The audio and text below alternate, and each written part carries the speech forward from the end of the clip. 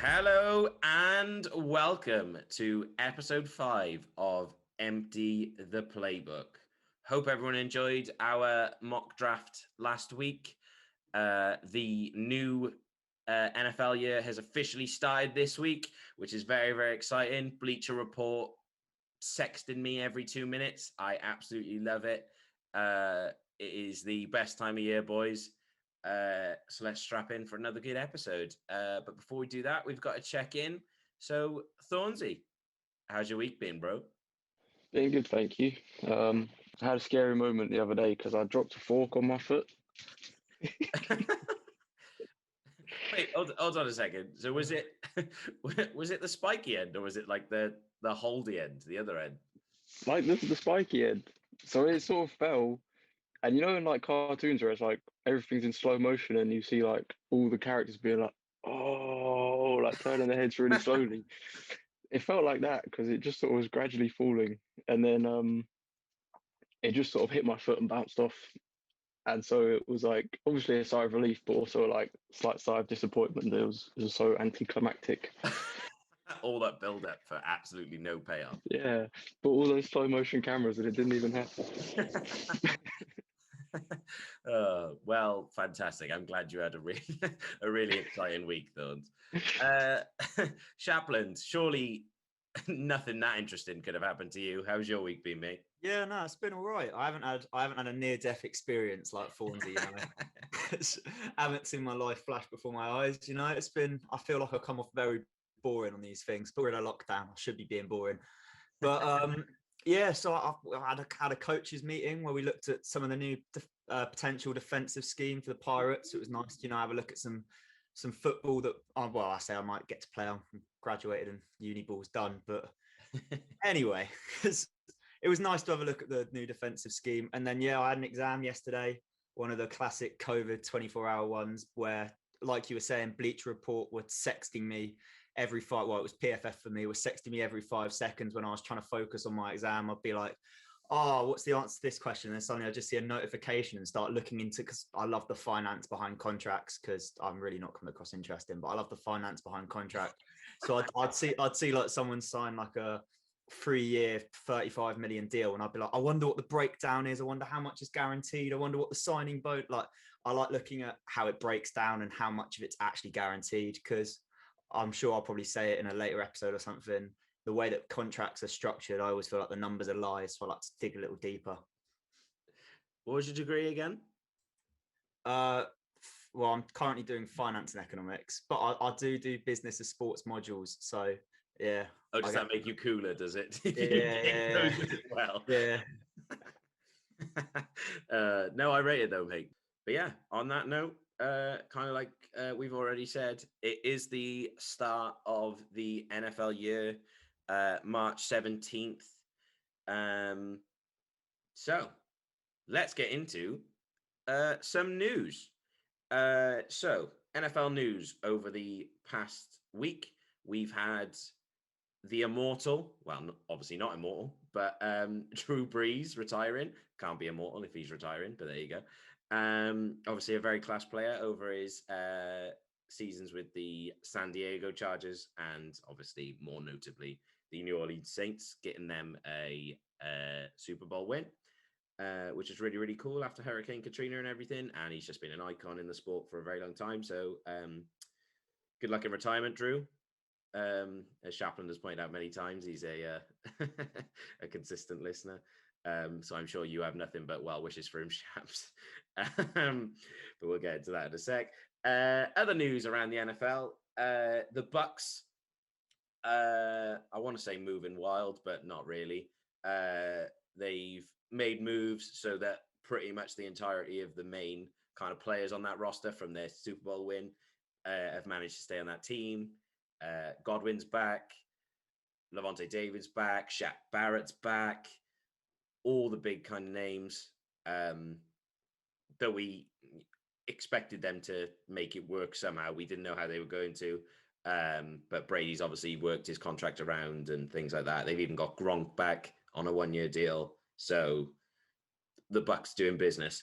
The Patriots on kind of the opposite end of the scale, whereas the Bucs were re-signing everyone, the Pats were going out and getting every player they could possibly find in a very Bill Belichick-y kind of way. They're back to that 2 tight end set with Jonnu Smith and Hunter Henry signing. So it'd be really, really interesting to see. I've already seen claims of the Patriots are going to win the AFC East again this year, which is a bold claim. But I mean, we shall see. But yeah, it's interesting to see the Patriots making moves. I don't know if I like it or don't like it, but I mean, they got the money, they got the cap space, so go out and pay some guys to win you some football games. And kind of finishing off our news section, obviously there's lots and lots of signings that are happening right now, but 2 we kind of picked up before the show. Jameis Winston re-signing in New Orleans is a big one. Obviously, the heir apparent to Mr. Breeze retiring. It's going to be some combination of Jameis and Taysom Hill this season. What kind of combination and how that'll work will be interesting to see, because the Saints have always been really exciting offensively. So it'd be really, really exciting to see what they do this season. And the other kind of quarterback news that we wanted to pick up was a favorite of the show, Ryan Fitzmagic. His career is continuing. Yeah, waited that entire section. I felt like I was talking for ages and you waited until then to come in, and it was that. Fitzmagic is amazing. Sorry, I'll let you finish the news. Thanks. Fitzmagic brings out in all of us. Ryan Fitzmagic continuing his career and signing for the Washington football team. Still be interesting to see what they do, whether they draft quarterback. They've obviously got two quarterbacks on the roster now for next season with Fitzpatrick and Taylor Heineke. But yeah, it'd be really, really interesting to see going forward. And ladies and gentlemen, that's the news. What's your takes, gentlemen? What are your takeaways from this week's news? Yeah, I think it's been a very busy week. I think it's clear that some GMs don't listen to this podcast, which they all should, because some of our decisions have been recklessly ignored. Ignored and accepted. I told the Packers to let Aaron Jones walk and not franchise tag him because he wasn't worth the $9 million. So they responded by signing him to a $48 million deal. So clearly there's some miscommunication there. You had John Johnson, this bird, who obviously Thornsy was speaking about, coming to the Browns now. But I think the 2 ones that stick out for me, I'd say, I really like the Corey Davis signing. I think he's a good mentor for Mims, and I think he's a class receiver. And if they can get a quarterback in there, it's a nice signing. And then I also wanted to. Well, there's a lot of money going to linemen. I like to see the linemen getting some love. More defensive, obviously, as it usually is, but I'd like to see some more with the obviously Joe Fooney contract. I'd like to see some more big contracts like that go to some linemen because you love to see it. And you were speaking a bit about Brady and obviously the Patriots because people don't like him because they win too much. I was just going to say, do you see there's a petition going around for the NFL to set an age limit because Brady's contract now expires when he's 45. So there's a petition with over 150,000 signatures saying that the NFL should introduce an age cap. Not sure what your thoughts are on that. I'm on board with that. There's a thing as too much winning. But interesting about Corey Davis as well. I like that pick. I don't know if lots and lots of people would pick. I think the Jets have low-key made some nice moves. I think Corey Davis is a nice signing. I also think Carl Lawson, although kind of rated highly in some places, in some lists of free agents, I think Carl Lawson is a really, really good player. And that's a really, really nice signing. Thornsy, what's your takes on the news?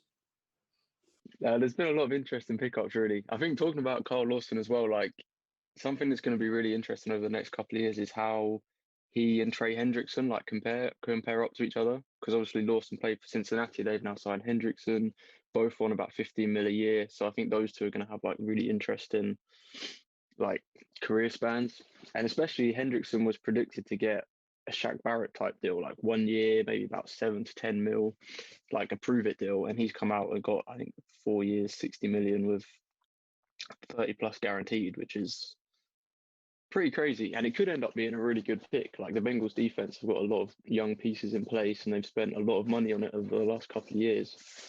But it's been interesting to see the Bengals haven't gone O-line, and the Jets haven't gone O-line, and they must have tried, but obviously they haven't won. So I think that really sets the scene for that second and fifth pick. Potentially, Sewell is the guy that's going to be targeted there, and I think the Jets missing on Tooney, missing on Lindsley, missing on another O-lineman that I can't think of. But just missing on those guys, like it shows that they are potentially looking to the draft to build up their O-line rather than here. So that was cool. Bit of a lot of implications of trading back then, do you reckon, if it looks like they're trending that way? Maybe. I mean, you took Fields second in it last week. Yeah, I believe I took a lineman with my late first round pick, or like mid first round pick. I think it's 23. But yeah, I took the QB, the heir apparent to the New York Kingdom, the Ohio boy, for my pick. But yeah, I think it could have some nice implications for trading back and stuff. It depends if they want the best of the best, in which case I guess you'd stick and take whoever you think's the number one lineman. Yeah, like that's the way that it. Sorry, that's the way it seems to be falling. Like especially when there's some pretty premium O linemen available and they're not picking up on them. Just quickly as well, I think the Texans have done an under the radar good job. Like considering how talent poor this roster is, like they've got in and added some vets that could be like significant contributors. Like looking at it here, they got Ingram, Marcus Cannon, Shaq Lawson, Malik Collins, Christian Kirksey, Camus Grugier Hill, just to name a few. So I think this is a team that's like building up and just adding some very important pieces for the next season, whether they have to Sean Watson or not. Yeah, I think that's something that's going to be key in Houston. Is kind of, I think they are going to have to obey Watson's wishes almost. If they want to keep him there, they've got to now treat him nice for the next month, 2 months before training camps kind of start. And I think Marcus Cannon is potentially part of that, or not, maybe not the sexiest pick, but a reliable O-lineman. And so, there's a couple of pieces there that hopefully can keep, well, I say hopefully, I want to see Watson obviously move, because I love a good trade, but for them, if that's what they're trying to do to keep him there, then good on them for making those moves. It was Tevin Jenkins, to go back about 5 minutes in conversation, that you took with the 23rd pick, which was a nice move. But what I was going to say to kind of round up the news section is that what I love about football, once you get interested in it enough, is that we start to see these connections of like, oh, the Jets have made these signings, so what does that mean for the draft, and different things like that. And I think it's really nice when or really interesting when you kind of look at it from that perspective, and that we're just 3 random British guys that all happen to like American football, and we can talk about it like like we're in that office and we're part of the staff, like real pundits. And I think that's really, really cool. And there'll be some interesting there'll be some interesting moves going forward. Sorry, Shaps, go on. Yeah, I was going to say, I feel like football in general, like American football, I should say, or just football, I guess, depends what side of the pond our audience is from. But yeah, I feel like it's sort of like falling down a rabbit hole in a long way. Like me and Thornsy lived together last year, and obviously we got some of our housemates interested in that. I feel like football is one of those things that when you start digging, you just, especially for like me, and like we're all fairly like-minded here, and we're doing a football podcast, for God's sake, we're all fairly like, but I feel like once you get digging, you can start seeing all these, everything has like nothing's a nothing move, like every little move has a purpose, unless you're Bill O'Brien. Yeah, you're not wrong. Right, so lost another viewer. He's not doing anything now anyway. So That's the point. He's got all this time to sit and listen he's to our definitely podcast. listening then. He's making notes like, this is what I've got to do to get back in the GM game. In the Listen GM to game, he's not even Playbook. bothered about coaching anymore. He's like, I made splashes in the GM game, so that's what I'm doing going forward. I'm purely a GM now. But yeah, thanks, boys. That was the news. Right, yeah. So now the news is over. Dan's made the very stupid decision of letting me choose a segment. So yeah, this is my first ever chosen segment for you all. Now I figured we all support a team. Myself, I'm a Cleveland Browns fan. I've been fairly vocal about that. Thornsy is a Las Vegas. Sorry, they move so much. You have to double check with that one. A Las Vegas Raiders fan, and Dan is obviously an LA Chargers fan. Apparently there aren't any in LA, so at least there's one in Britain. So yeah, we've all got our own teams. All of our teams have fairly deep histories, right? We're not like the Ravens or the Texans. We've got deep enough histories, to go somewhere. So I figured, why don't we look at the history and pick one player from offense, one player from defense that you think would turn your team into an instant Super Bowl contender? And also, once you've got those two, who would you prefer out of the two?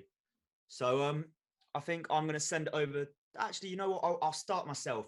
I'll start myself. My own segment. I'll start for you. So offensively, obviously, I thought of three main players came to mind when I thought offensively. You've got Jim Brown, Otto Graham, and then I won't say who I've picked yet. But Jim Brown, obviously, one of the best running backs in NFL history. But we have Nick Chubb and Kareem Hunt. We've got a good run game. Like while I don't doubt that he's better than both of them. No offense to either of them because they're both absolute standout players, but they're not one of the GOATs. But yeah, I don't think I need an extra person in that run game. It was very tempting just to go and get rid of all the receivers or put Jarvis and OBJ outside and put in Jim Brown and just run the ball nonstop. But no, Otto Graham, greatest QB in football history. He would be called that if he'd spent all his time playing in the NFL, but obviously he started in the AFL, or was it AFC? Yeah, AFL. So yeah, he went to a final game in every single appearance. But also it's the same as running back. I trust Baker Mayfield in this offense. He's done it. He's taken us to the divisional round. He played well. I think he came up in clutch moments. He really turned up. I don't think it was his fault at all that we went out in any of the games.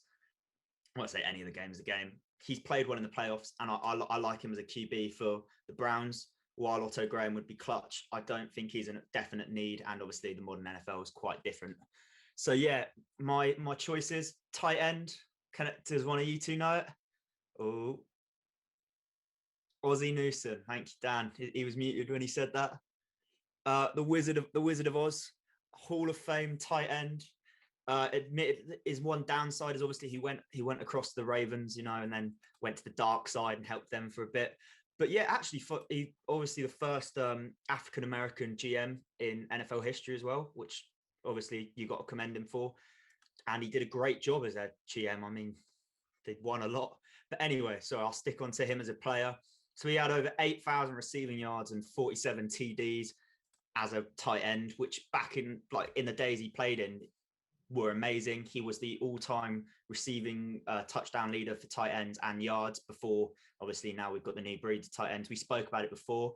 I think bringing him in would just give the Browns another weapon. Like imagine you've got Austin Hooper, Ozzie Newsome, and Harrison Bryant. David Njoku was there, but because no one knows what's happening with him. But yeah, so I think Ozzie Newsome just gives that offense so many pieces. I think it'd almost be impossible to lose with that offense. Having probably that would be, I think it'd be the best tight end in the NFL if you take prime Ozzie Newsome right now, or he'd be in the conversation at least. Prime Ozzie Newsome, Jarvis, Odell, Hunt, Chubb, Baker, a solid O-line. I don't think you could lose. If you lost with that, you deserve to get fired on the spot or everyone loses their jobs. Yeah, so he's my offensive player, fairly obvious. Defensive player, Dan Thornsy, do you want to take a guess for who I've gone defensively? Oh, Myles Garrett. Myles Garrett is currently on the Browns. So I don't really need to add him. Justin Gilbert. No. Obviously, one of the GOATs of all time.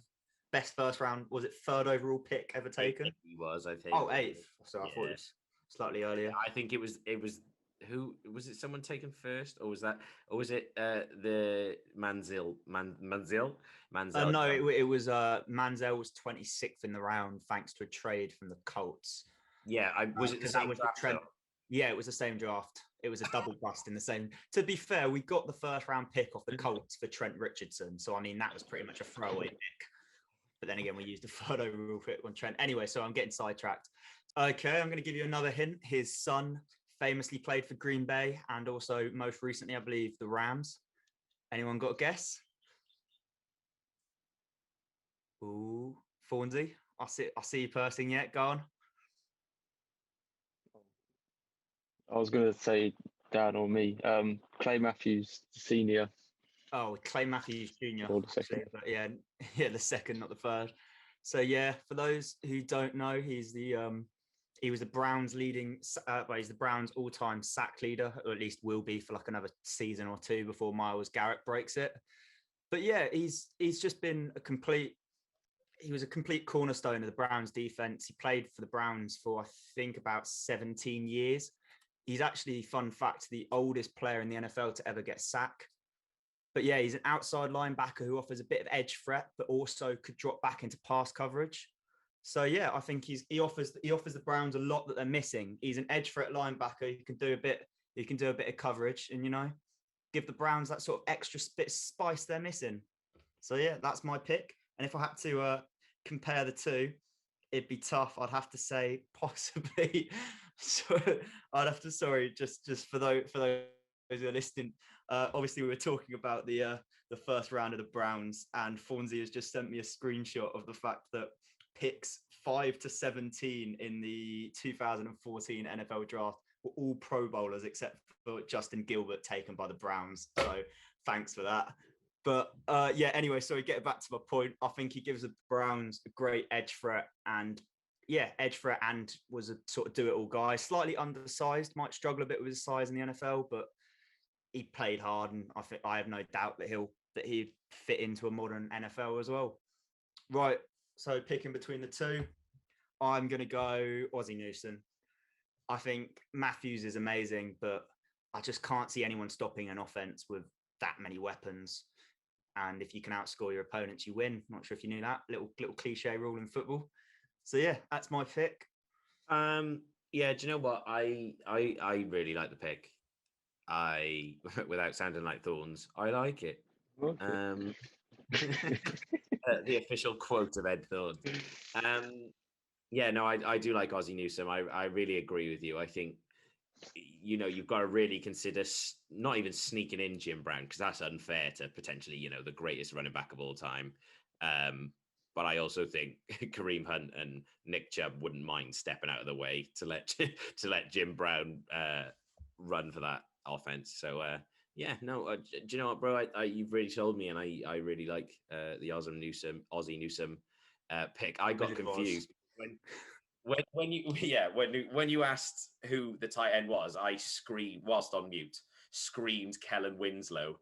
And I got confused because obviously I've been researching the Chargers, and Kellen Winslow is obviously an all-time great for them. And then obviously Kellen Winslow II didn't pan out as well in the NFL. So I screamed it with such passion. I'm glad it was on mute for Thornsy to say Ozzie Newsome. Yeah, if I'm being honest, I was more tempted by Otto Graham than Jim Brown. As good as Jim Brown is, Jim Brown is the greatest running back of all time. Not in the discussion, he is. So, I just thought Newsome would add the most to the offense. I was tempted to go for a more modern tight end like Jordan Cameron, who was a great player. Obviously, ended his career early. I think he possibly could have been in the discussion if he maybe would have obviously played his career more. But fair enough, quit early because of health concerns, and I don't blame him. But yeah, anyway, that's my thoughts. So I'm now going to send it over to Mr. Edward Thorns I was about to say to Oakland, but to Vegas. Get out the strippers. Wow. I'm not allowed to say the F word, and you can talk about strippers. It's not very PG. Very Actually, good, it should be baby. PG, shouldn't it? Because it's about female empowerment and that sort of thing. But anyway, do you guys remember Gary Barnage? Gary Barnage, the one Yes, wonder. yes. Because I had him on. That was the year I started watching the NFL. I started to put in the Browns, and he was the Browns' best player by a country mile that year. So yes, Gary Yeah. Barnage was like the first like current player I was really like passionate about, and then he disappeared from whence he came. He just went. He got like 1,000 yards, and then no one ever heard of him. I don't think I even heard his name. Anyway, that just reminded me Browns tight ends, Barnage. To the strippers.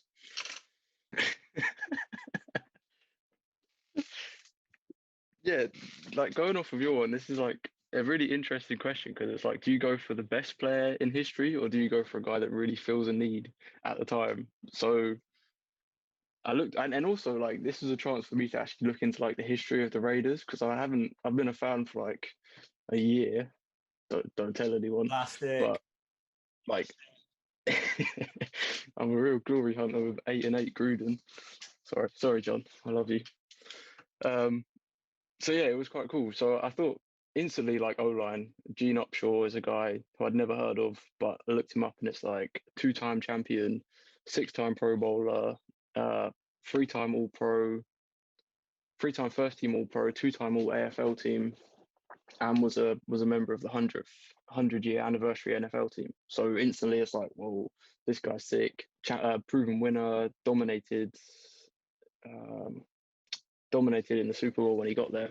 Alan Page, who's also a Hall of Famer. But I thought, why not go with a bit of recent history and go for Charles Woodson? A guy who's sort of just on the periphery of our memory of the NFL. I think he retired the year after I started watching it, or maybe a couple of years after. But 9-time Pro Bowler, 4-time first team All Pro, Defensive Player of the Year, Defensive Rookie of the Year, All Decade Team for the 2000s, all-time leader in forced fumbles and passes defense for the Raiders. Like it's a no-brainer, and especially looking at the Raiders roster now, and you think, what are they really lacking on defense? And I think it's leadership, like having a steady veteran presence. I mean, I know they're all going to be veterans because they're all like old players, but even at his time, he was like a leader. That was his one of his biggest traits and qualities. So I think Woodson just makes a whole lot of sense. A guy that can make turnovers and lead a team, and safety is still a hole for the Raiders, despite Abram and all these other guys they've picked up to fill the hole. I think it's still a big need. And if anyone can remember, 3 weeks ago when we did our how to build a team, safety is a position I feel very strongly about being at the center of the defense. So Charles Woodson, that would be my pick. Love that pick. I think I brought him up last week. Was it about his versatility and how good a player he was? But yeah, so yeah, can't fault that. Amazing player. Obviously, you've got the temptation just to sprinkle Bo Jackson in. But yeah, I like it's a more sensible and sound pick. I like it. Yeah, the thing is as well, they have so many good running backs in their history, and it was like, okay, I could go here, and they have Jerry Rice as well, but I thought that was a bit of a cop out because he wasn't like peak Jerry Rice. Yeah, but I'm gonna throw in an extra stipulation. I'm not sure if this might ruin Dan's, that he has to have been like peak playing for your club. You can't get like a washed up Jerry Rice, or you could get Randy Moss as well off that. Yeah. You can't just get a washed up player in their late twilight of their career just looking for a paycheck. None of that. Because then you could have Mike Vick for the Steelers and stuff like that. Yeah. Well, no, I really like it. Again, to quote you, sorry, Thorns. But yeah, Charles Woodson is a really nice choice, and kind of like you said, that Jonathan Abram kind of showed flashes last year, but it'd be a really nice position to fill, and it'd be really nice to have that kind of leader on that defense, because I don't really know who the kind of out and out leader is on that defense really, off the top of my head. So it'd be nice to have that kind of person that takes the lead and shows them and helps to encourage these young guys, depending on what age you would have Charles Woodson in the prime of his career or whatever. No, it's a really, really nice pick, and if the stipulation was different, it would almost be nice for you to include coaches and maybe have John Madden back, but that's a thing for another day. Yeah, no, nice pick. Right, yeah, well, yeah, I like that. So we'll take it over now to Daniel Williams to hear who he wants for his team's, or call it illustrious, but sort of dead end history. With the number 1 overall pick in the 2004 NFL draft, the LA Chargers or the San Diego Chargers are selecting Eli Manning. And that's my pick. Straight up, like simple, 2 rings against the Patriots. Like, to be fair, I actually could have done that on a technicality, I suppose. But obviously, I'm not choosing Eli Manning. How long did he actually play for the Chargers for? They got traded during the draft, wasn't it? Still, I was going to say about 20 minutes, Thorns. Oh wow! Yeah, he was picked number 1 overall, having said coming in that he wouldn't play for the Chargers. And yeah, the Chargers secured him for the Giants at 4 on the agreement that the Giants would take Phillip Rivers, and then they traded quarterbacks. Yeah, that's what they do in the. Sorry, I know I've completely jumped on top of your point, but that's what they do in the NBA, and they do they pick the player and then trade them. So I think it was like 2015 or 2017. And Mikal Bridges got drafted for the Sixers, and he lived in Philly through college and grew up there and everything. And he was in the middle of a news conference being like, yeah, I'm really excited to go home and I can stay with my mum on weekends and all this sort of stuff. And then in the middle of the conference, they were like, you've just been traded to the Phoenix Suns. And he was like, oh, God. I mean, you've got Trae Young and Doncic as well, don't you? Yeah, I was thinking Trae Young and Doncic. Check you out, Chaplin. Yeah. Someone's might as well become a basketball podcast. I know we have moved slightly off topic, but anyway, yeah. So the point being, obviously, I'm not taking Eli Manning. We are going to roll with our young quarterback in Justin Herbert going forward. We really like what we've seen from him this season. So offensively, we're just thinking where the holes are. It'd be really, really nice here to take the real best running back of all time in the NFL, Ladainian Tomlinson,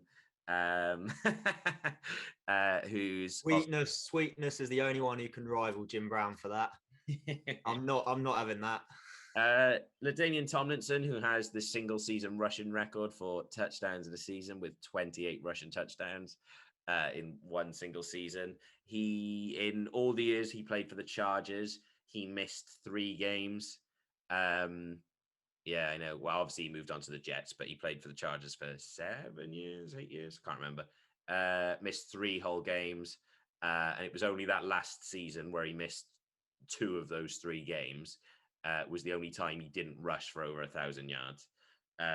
So LT is a really serious consideration here. We've got the Hall of Famer Lance Allworth, who played wideout in the 60s. But I really quite like, I would get more into Lance, but I really like what we have at receiver right now. Even with him being an all-time great, Keenan Allen is such an underrated receiver, I think, in this league. And I think it's really, really important to make sure that he stays number 1 right now.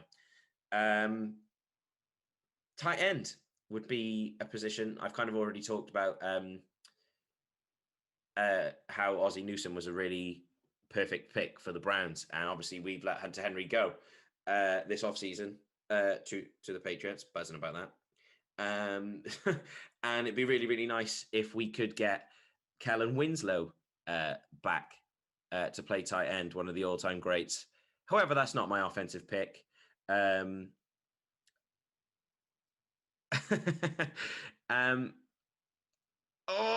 so torn here.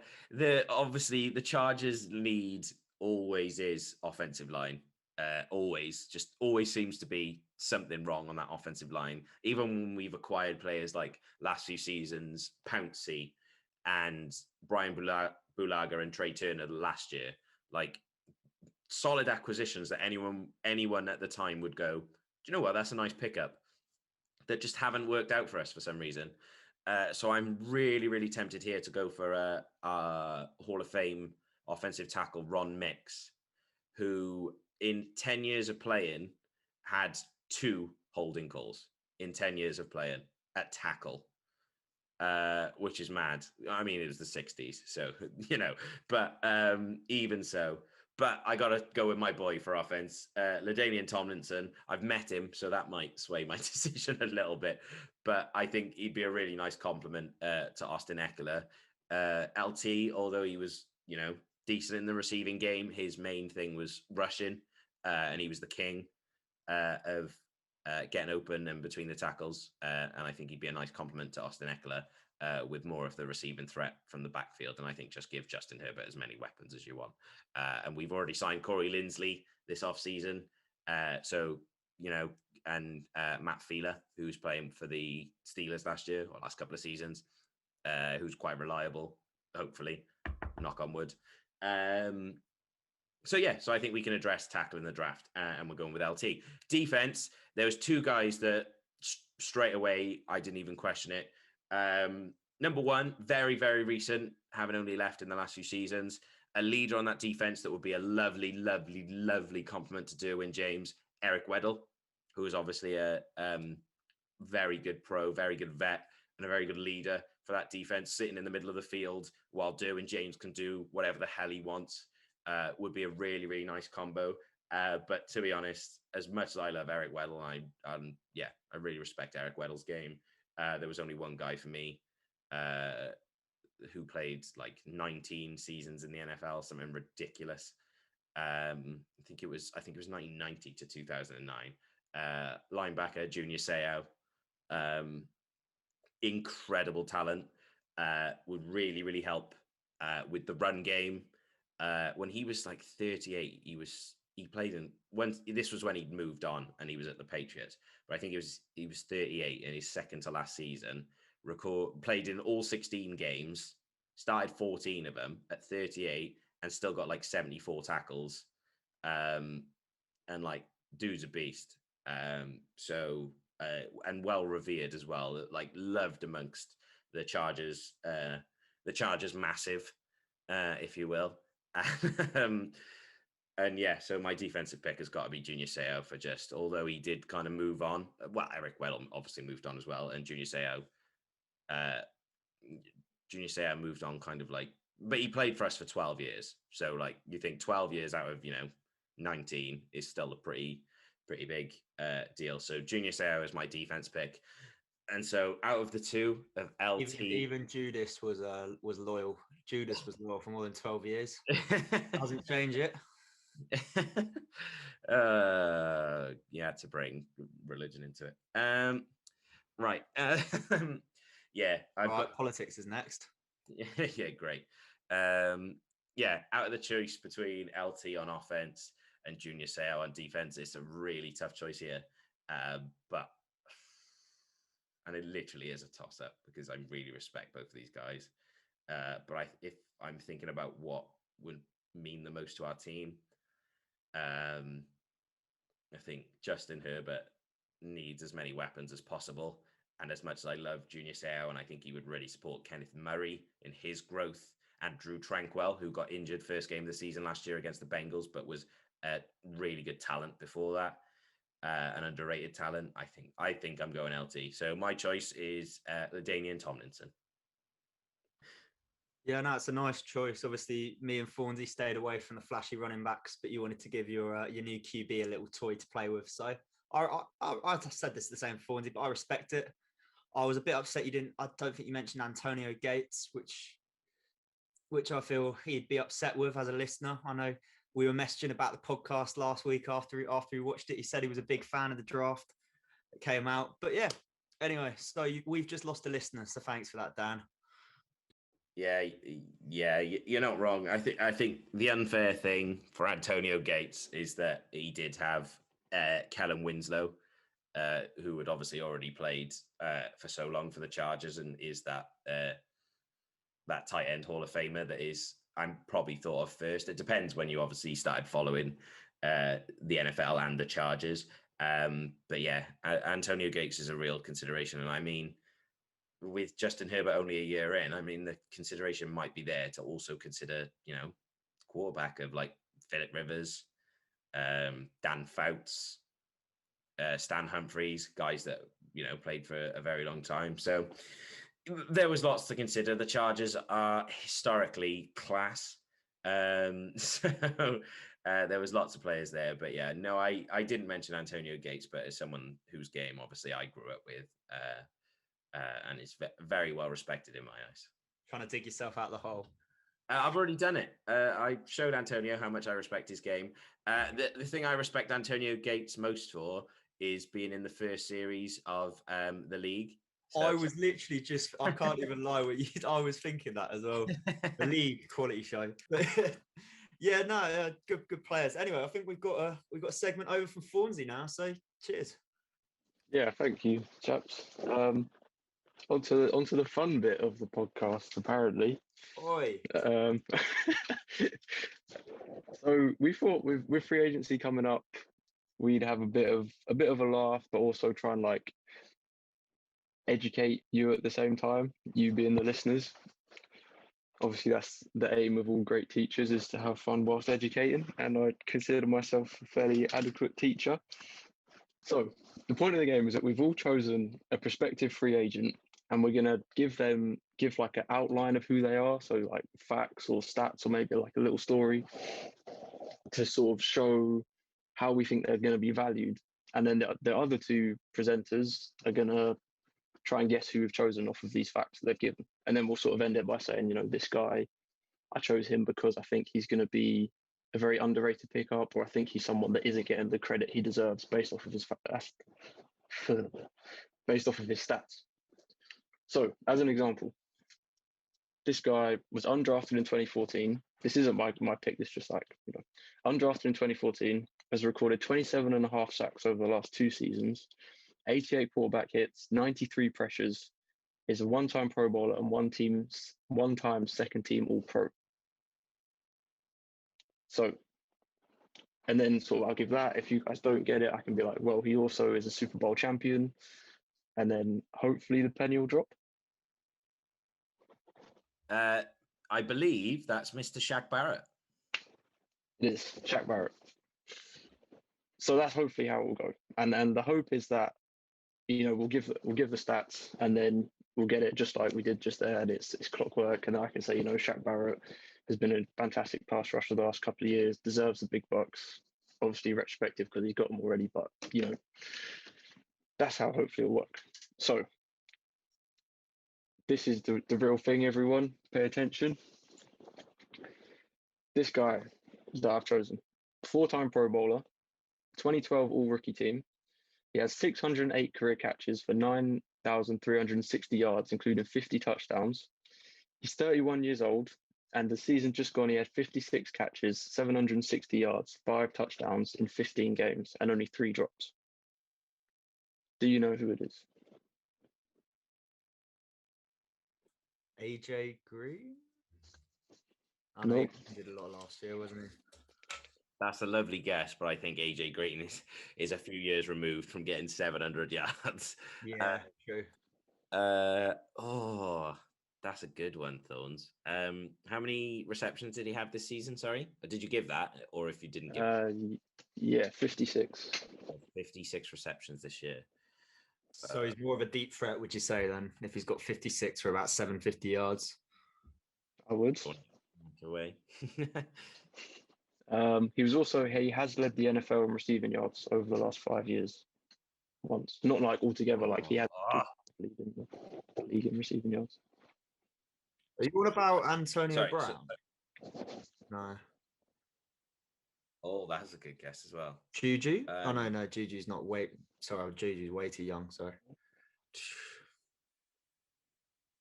Oh, you've stumped me. He's about 5'9". He's 5'9". Maybe 10. Depends what website you use. Depends if he's got his shoes on. Are you talking about Edelman? No. He's played for one team his whole career. What can we say? He likes to wear a clown mask. Not like consistently, but he's done it in the past. Yeah. Oh God. I'll tell you what, you're not educating the viewers, you're educating us. Yeah, well, I feel like that's the point of the game. You sure Antonio Brown have you is got a bit of a clown? Have you got any more? Yeah. Have you got any more clues, or is that the extent of our? I was very high pitched. Can you wait? Was he? Oh wait, I'm trying to think if this person's a free agent or not. I might sound quite stupid. Did they play in the AFC their whole career? Yeah. Did they have? I think. I'm trying to think. I think I remember the clown mask. Did they have a quarterback who retired on them? Yeah. Did they play with Michael Pittman last year? This isn't like yes or no. If you know who it is, you just got to say who it is. In which case, is it T.Y. Hilton? It is T.Y. Hilton. God. I didn't think he was a free agent, but then I was like, there's only one person I think I've ever seen wearing a clown mask. Yeah. Yeah, I think that he's someone that I don't think he's going back to Indy. I think that would have been sorted already. But he's still a very reliable guy. Like he's a definitive deep threat. And I remember a couple of weeks ago we spoke about Keenan Allen and the way that he works underneath to create mismatches and other spaces around the field. So I think Hilton can do the same thing, either hold the safety deep and open it up underneath, or if the opposition doesn't give him that sort of safety over the top, he can go blow the top of the D and get big gains. So I think that wherever he goes, he's going to be someone that you look back on and think, yeah, how did this guy, who let him get to free agency? So, yeah. Who wants to go next? Oh, Dan's pointing and going to me. So fun little bit of fact for the listeners. So I actually chose my person originally as a quarterback, and as we started this podcast, that quarterback signed with the Bears. So I originally chose Andy Dalton, but obviously I was going to say about how he's how I think he's underrated QB and all of that. But anyway, he's signed now. We don't care about him. He's gone to the Bears to be carried by their defense. I'm just a little bit salty that he got signed, literally. But luckily, I had a sort of backup in my mind. So yeah, I'm gonna take you away with some of his stats. Okay, so he is a edge rusher. He has played for 3 NFL teams. He has been traded once and has gone to free agency once. In his career, he has had 9 forced fumbles and 32 sacks. He's been in the league since 2014. He has never had 10 sacks in a season. I think you might be getting is anyone starting to get it a little bit? I'll give you another clue. So he's got 32 sacks in his career. He averages, for the team that drafted him, he averaged a sack every 0.54 games for the team that drafted him. And yeah, he was also paid the last 2 years. He's been paid around 25 million plus across the last 2 years. Went to free agency last year. Anyone starting to get a clue? I'll give you the one that should put the nail in the coffin. He was the highest graded player in his class, one of the highest graded college players ever. Yeah. You got what? Was he taken first overall? Yes, he was. Jadeveon Clowney? It is indeed Jadeveon Clowney. Let the rest of us play, Thorns. Sorry. I wouldn't have got that. I was miles off. Well, my next, I was going to bring it back into telling you he was the first overall pick. So I was running out of one obvious, because there's only obviously X amount of first overall picks from 2014. Well, there's only one. Fun fact. But yeah, so Jadeveon Clowney, absolute physical beast, one of the best high school players of all time, one of the most dominant college players of all time. But like I said in my stats, he's never got over 10 career sacks. Somehow he's made the Pro Bowl, playing alongside JJ Watt. JJ Watt was injured for a lot of his time in Houston. But yeah, he's a 3-time Pro Bowler, which in my opinion, I know he wasn't always going for the QB as part of the scheme, but he shows flashes of being a great player. But for someone who's earned about 25 million plus in the last, by the way, my 25 million is a sort of loose ball figure because I know he earned he earned about 12.5 million, 13 million for the Titans last year, but I couldn't find his Seahawks contract. But I'm assuming because it was a last year it was the 5th year option of a first round pick, number 1 overall pick. I'm assuming it was probably about 10 mil. But yeah, so I've given him a rough of 25 million for the last year. And for 25 million, I think he's turned in. Sorry, I know he's been injured. I don't hate to hit on a player when he's down, but he's had 3 sacks in 2 years and been paid about 25 million. And it's just not, there's no production there. Like he can, when he wants to, he can turn up. Like I think he had a really good playoff game for Houston one game, but then he didn't turn up the next week. So yeah, honestly, that's my big thing, because I can see someone offering him a contract of minimum 8 or 9 million. Like even with his injury history, just because he's Jadeveon Clowney, I can see him getting a contract with like a minimum of 8 million. And yeah, I just think he's a trap for teams. No offense, but even when he's been healthy, I don't think he's been consistently dominant. Like he can dominate in a series or dominate on a down, but I just don't see him dominating over the course of a season. And I think he's always been slightly overrated in my book. I know if you're listening, Jadeveon, like it's all right. There's plenty of time to bounce back. I hope you have a great year next year. But yeah, I think someone's going to pay him a lot of money, and I'm worried it's going to be the Cleveland Browns.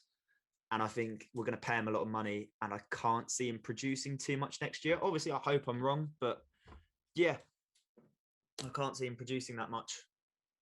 Sweet. Thanks, chaps. Yeah, Clowney's a guy that has obviously bounced around the league a few times in the last couple of years, and I think he's a potentially intriguing free agent, but like you say, definitely a one to be wary of if you sign him. Dan, over to you. Thank you very much. I've gone defense with my pick. I'm not going to tell you which position because it'll become abundantly clear after the first stat I give you, or second stat. But let's get into it. So this guy has just finished his 9th season in the NFL. He has a grand total of 0 sacks. 0.0 as well, not even a cheeky 0.5 in there somewhere, as we know sacks are shared or combined sometimes, and so this person has a grand total of 0 sacks their entire career. They have a total of 385 combined tackles in their career. They've played a total of 129 games in that 9 seasons, and they've played 16 games for 7 of the 9 seasons. They have 23 career interceptions, 2 of those being returned for touchdowns. And this person tends to, and this might be a potential big clue, depending on how much you follow the NFL, they tend to have seasons where they get more quantity of picks rather than, 2 here, 2 there. They tend to go for the odd season where they get quite a few picks. They were drafted in the 2012 draft in the 2nd round. And I'll currently leave it there for any potential guesses. Can I throw in someone that I think it could be? Yeah, of course you can. Is it Marcus Peters? Not Marcus Peters. Is Marcus Peters going to free agency? Yeah. Is he? Hands. I didn't know that. But He's someone I looked at when I was looking for mine. Oh, really? Oh, well, that'll be an interesting pickup for someone. But this guy will as well. But it's not Marcus Peters. Was Marcus Peters taken in the 1st round? I can't remember. Yeah, I think he might have been. Yeah, I think he was drafted a few years after 2012. But sorry, Chef, that's just being pedantic and tearing away your argument. Sorry, mate. Oh, that's all right. I'm fine. Yeah, not Marcus Peters, sorry. Would you like a few more stats, gentlemen? Yeah. Can I request that when Thornsy gets it, he stays quiet for like 2 more facts to see if I get a chance? Because we all know he's got the superior knowledge out of the 2 heads. But you know what? 2 heads are better than 1. Yeah, nice. You were going to say that. Oh, I didn't even realize you said. I literally thought you said the saying of 2 heads are better than 1, but alas, you did not. You said the stupid one of 2 heads better than 1. So so this guy has 2 Pro Bowl selections. 2 second team or pro selections, both in the same seasons as those Pro Bowl selections. I think this might give it away. He was the interceptions leader in the NFL in 2016, which is the first year he was on his second of 2 teams so far in his career. So his best footballs come for the second team. Yes, I don't think that's disputed. I think he was considered quite underrated on his first team because he played out of position. But he requested to play a certain position when he moved to the second team, and they played him there and reaped the rewards, so to speak. But obviously, yeah, he's hitting free agency this year. Any more guesses? Was he? Sorry, was he? Is he hitting free agency because his contract expired, or was he cut? He was cut. I feel like you've got it then, Thorns. Yeah, I might do. The only person I'm thinking is just because you said about the changing position, but I think he might be too young. Were the teams he played for Green Bay and the Browns?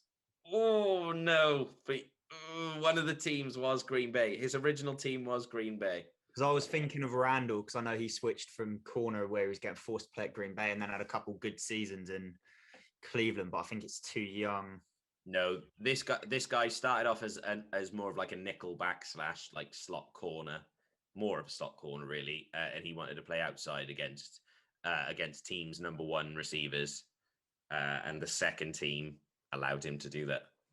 So he's only played for 2 teams so far, yeah. Well, technically 3 because there was a name change. Oh, so were one of the teams the Chargers? It was, yeah. And he's more stuck than he was before he asked that. Like, Thornsy just put me out my misery. Is it Casey Hayward? It is Casey Hayward, yeah. Casey Hayward is going to be a valued pickup this offseason for somebody. I think corner is becoming more of a pickle, if you will, for some teams, and their secondary is flailing. And it's an area that a lot of teams, I think, need to address because a lot of teams have young corner groups. I think of the Vikings. I think of the Cowboys. Have really young kind of cornerstones at corner. But yeah, so I think he'll be a really valuable pickup somewhere. He's probably going to have to get paid a decent amount. I'd say around, the 8, 9, 10 mil mark. Maybe even a little bit more. But he's still someone that performed this season a bit more inconsistently, but he has stayed fit mostly. And that's the main thing, I think, for an aging corner. You want someone that's going to be reliable and play for you the whole season and be a really strong leader to young guys in the locker room. And like I said, he knew what he wanted to do when he came to the Chargers, and that was to play outside. And to be fair, there were a number of guys I could have gone with here. I thought of Xavier Rhodes first off, who I thought was an interesting free agent acquisition this offseason, whether he stays with the Colts or not. Another guy that came to mind, I obviously went away from Rhodes because you chose Hilton, so I wanted to stay away from the Colts.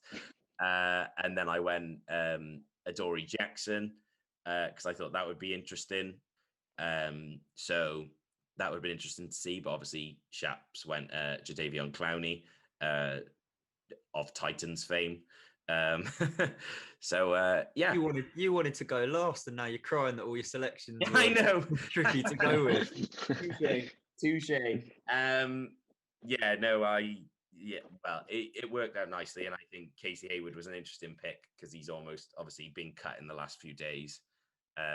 So almost slips under the radar in that sense because he's not been put on a lot of kind of like top 100 free agents lists yet because it's so new and fresh. So I thought that would trip you up, and it did for a while. But yeah, so what is it with the Packers playing people in the wrong positions in their secondary? Well, I mean, they had Haha, which I guess took up the safety spot for Randall, but still, they seem to be misplaying a lot of people. Maybe they have got a really good secondary. They just need to shift everyone. Jair Alexander is actually going to be the best free safety in the league. He's already one of the best corners. So at the same time. Did you say legit corner as well? To that effect. I didn't realise he'd been in the league for 9 years. That's what stumped me. Yeah, 4 seasons with Green Bay, and then one with SD, and and 4 with LAC. What stumped me was just poor, worse knowledge of football than the two of you. I will stand by it, and I say it every week. Defensive players are hard to remember because you don't pick them in fantasy football. So, I could tell you loads about Damian Harris this season with the Patriots for no reason whatsoever, other than he was in my fantasy team for a few random weeks. But, it's just... I will forever be tracking the career of DeAndre Swift because I drafted him in fantasy and he popped off for me at the end of this year. So I will never not be watching his career now. So just one before we go for people at home to play along. This player isn't an active NFL player and he isn't a free agent, which is obviously why he didn't fit the game before. But I'll throw in this at the start of the next podcast. So if you want to if you were like trying to guess along and you were like, I could have got this. Thornsy and Dan haven't heard this one yet. So off air, I'll see if they can guess it. So I'll read through the stats. They get slightly more obvious as they go along. So starting off, I'm a running back. I played for 3 NFL teams. The last one was the Jags. I'm 34 years old. I rushed for over 7,500 yards in my career, 44 rushing touchdowns. I had over 310 receptions in my career with over 2,500 receiving yards and 20 receiving touchdowns. I was taken on day 2 of the 2008 draft. I thought I'd go day 2. Is he second round or is he third round? Bit of anticipation. I've got a couple NFL records. The NFL records are, I once rushed for 165 yards in a single quarter. I have the current, I believe, all-time yards per carry record for a retired running back over a certain amount of carries. I can't remember what the stipulations are for it, but 5.4 yards a carry for a retired running back who played in the NFL for quite a long time isn't bad. And one for Dan, because I know he's a big fantasy advocate. I have the record fantasy points ever recorded in a PPR system of 62.5. And then I told you he played for the Jags. He only played a year for the Jags. He also played 1 year for the Texans. And now if you want to try and guess now, because I'm going to, not you two, but I'm going to pause now and I'm going to tell you the biggest giveaway. I'm a Chiefs legend. Thanks for that, chaps. Really, really nice way to end the show. Thank you, gentlemen. The news has been exciting today and this week in the NFL. And I think we've hit some really important and really interesting content today. And I'm excited to see as we get properly into free agency and even closer again to the draft, what's going to happen. But thank you very much for your interesting stories, even if they're about forks landing on your foot. Keep the interesting stories coming, gentlemen, and I can't wait to hear what's happened to you next week. So nice one, Shaps. Thanks, mate. Thanks for having me again. I guess again, I'm sort of a regular fixture at this point. You're not getting rid of me this easily. We'll see. Nice one, Thorns. Thanks for listening. See you all next week. And yeah, feel free to follow us on Insta and different things like that, and listen on Spotify, whatever you use. And we'll catch you next time. Have a good week, everyone.